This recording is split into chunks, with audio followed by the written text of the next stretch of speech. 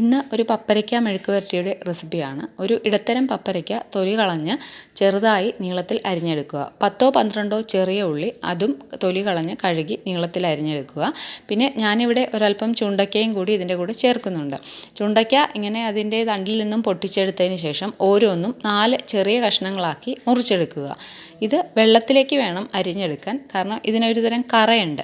ഈ കറ പോകാൻ വേണ്ടിയാണ് ഇങ്ങനെ ചെയ്യുന്നത്. അരിഞ്ഞതിന് ശേഷം നല്ലതുപോലെ ഇങ്ങനെ തിരുമ്മി കഴുകുമ്പോഴേക്കും ഈ കറ അതിൽ നിന്നും പോയിട്ടുണ്ടാവും. അതാണ് വെള്ളത്തിന് ഈ കളർ വരുന്നത്. അടുപ്പിൽ ചീനച്ചട്ടി വെച്ച് എണ്ണ ചൂടാവുമ്പോഴേക്കും കടുകിട്ട് പൊട്ടിക്കുക.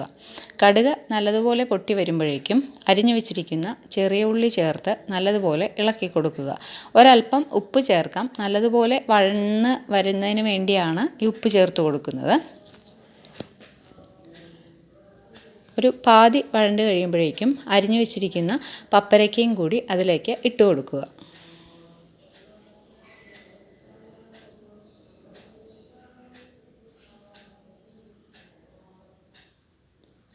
ഈ സമയം ഇതിനാവശ്യമായ ഞാനിവിടെ ഒരു 1.5 ടേബിൾ സ്പൂൺ കാശ്മീരി മുളക് പൊടിയാണ് ചേർത്തിരിക്കുന്നത്. ചതച്ച മുളക് ചേർത്ത് കഴിഞ്ഞാൽ കുറച്ചുകൂടി ടേസ്റ്റ് ഉണ്ടാവും.